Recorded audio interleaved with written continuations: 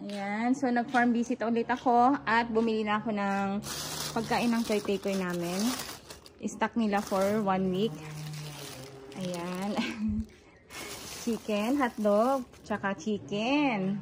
Ito kasi yung gusto nilang kainin ni may tuyo, may dilata, ganyan.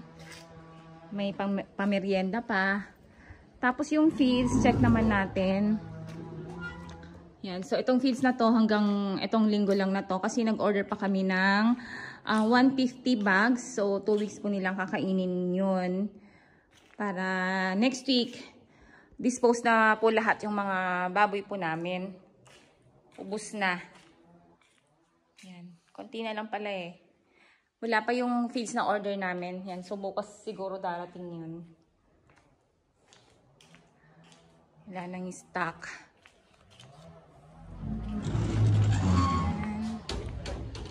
So, sa taas, inakyat na ni Glenn yung mga ibang feeds kasi wala yung truck dito. Check na natin.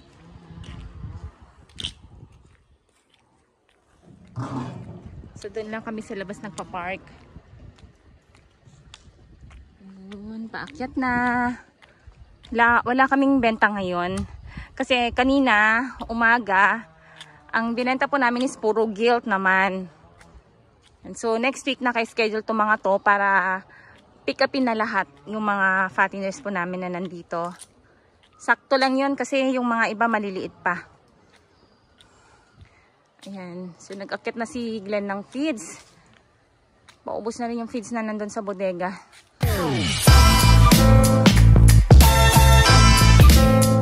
Audio Jungle.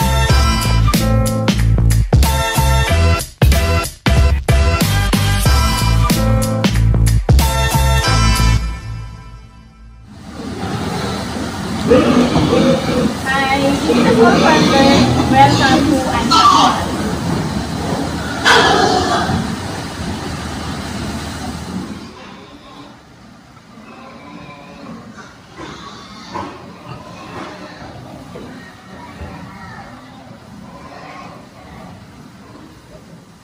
Ito na yung mga last batch na pangbenta. Tatapos lang nila maligo. Papaligo si Glenn tsaka si Dam. Ang nilinis ha. Ang nilinis yung ngayon at tsaka lalaki na oh. Wala, lalaki niya na. Ito yung gusto ng buyer namin eh. Mga malalaki. Nasa 110 to 130 kilos.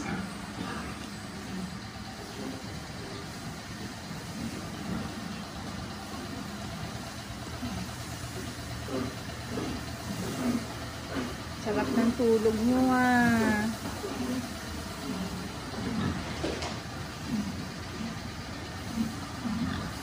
Oy, bagong paligo. Ha? Bagong paligo kayo.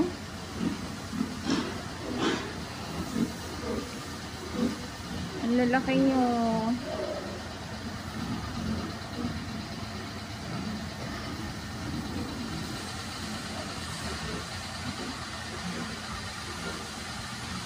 Sarap naman ng buhay nyo ha. Tulog-tulog na lang ha. Pagkatas kumain, matulog.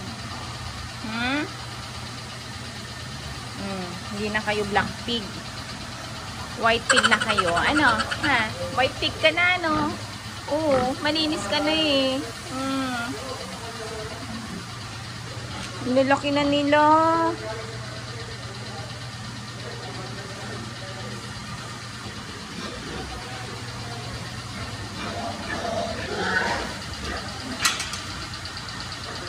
Ang lalaki na ninyo ah. Very good talaga.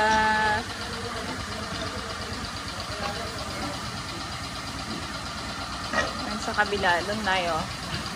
Punta tayo doon.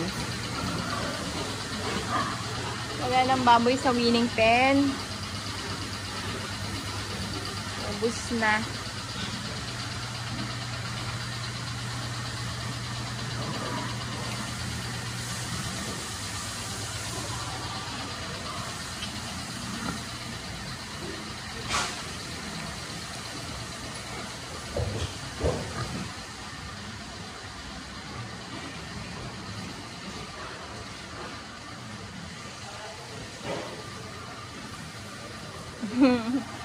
lalaki nila, oh.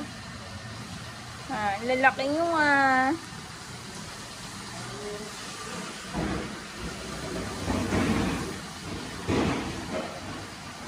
Linis.